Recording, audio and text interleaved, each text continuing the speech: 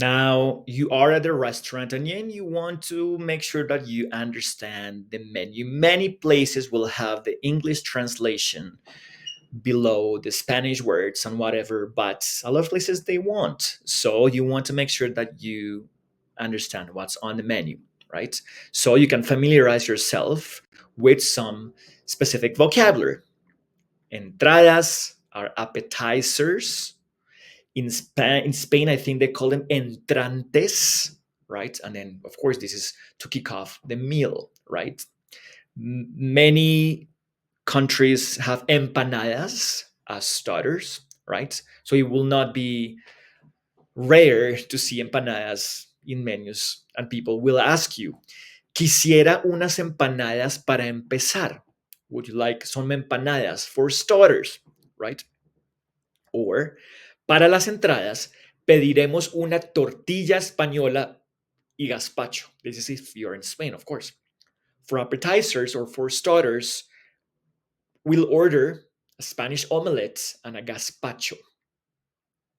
The vocabulary of this section, you'll see a gazpacho is like a cold soup, tomato based. It's actually really nice and super refreshing.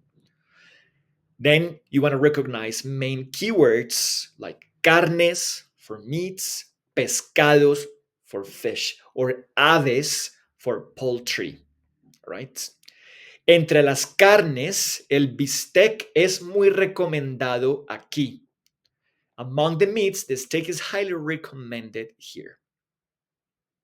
Also, if you are a vegetarian, you are in a good place because 10 years ago, maybe restaurants wouldn't cater a lot for the vegetarian or vegan community, but now you see vegetarian options everywhere, right? So you should look out for platos vegetarianos for a variety of plant based options or opciones vegetarianas, vegetarian options, right? For example, en la sección de platos vegetarianos, la lasaña de verduras es excelente.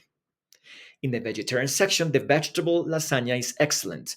So imagine that you're at a place and you have your menu, and then you're a vegetarian and you don't see a lot of options there. So you can ask the server, disculpa, soy vegetariano. ¿Qué me recomiendas? Excuse me, I'm vegetarian. What do you recommend? All right. Remember, what you don't ask, you don't get. And that applies to the Spanish Latin American context as well. Now, main course mastery. So you want to navigate the main attraction depending on the country where you're at, right? For example, in Spain, the tradition is going to be the paella, right? It's like everybody associate with when they think about Spain. In Colombia, most likely is going to be the bandeja paisa, which is like a platter with beans, ground beef, chorizo, morcilla, avocado, rice, eggs, like a lot of things on the go in one plate.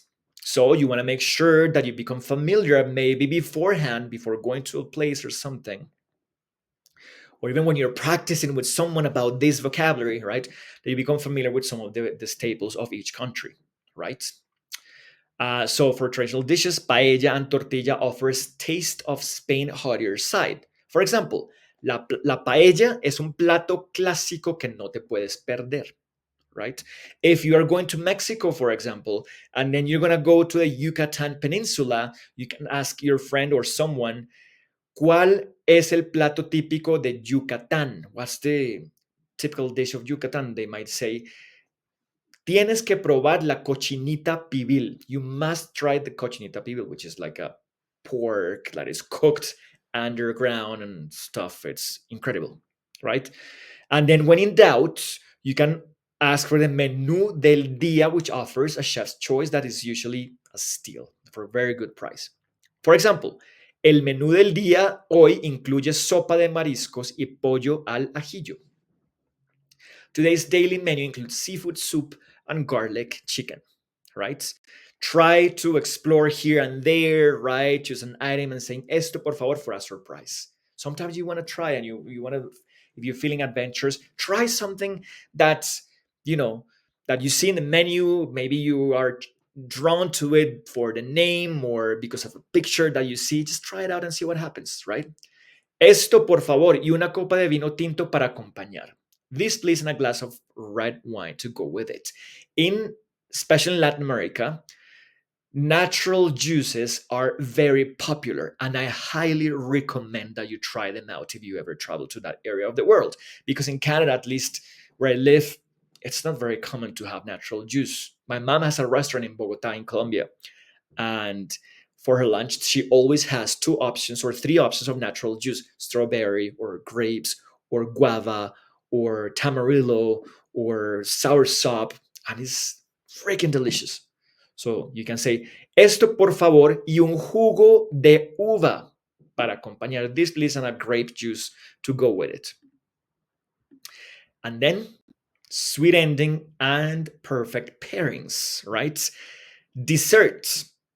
In the Spanish word for that is postre. So it leads you to the sweet conclusion of your meal. Many places have their version of flan, right? Or tarta. So, for example, después de la cena siempre hay espacio para un postre, especialmente el flan casero. After dinner, there's always room for dessert, especially homemade flan. Then you want to pair your dish with the perfect bebida, drink, such as vino blanco if you're having fish. So, for example, una copa de vino blanco es el complemento perfecto para el bacalao. A glass of white wine is perfect. It's the perfect complement for the cod to the cod, right? And then, if you're not sure about the desserts, you can ask the person, ¿cuál es el postre típico? Which is the typical dessert, right? And then it can lead to delightful discoveries. For example, para terminar, ¿qué postre típico me recomienda? To finish, what typical dessert do you recommend? In Argentina, they might say, you should try, deberías probar los alfajores de dulce de leche. You should try the alfajores with dulce de leche. In Colombia, they might tell you, tienes que probar el arroz con leche. You should try the rice with milk. Okay? All right. So ask away. Make sure that you familiarize with the menu, with the staples of the food, and again, don't be scared to ask for recommendations.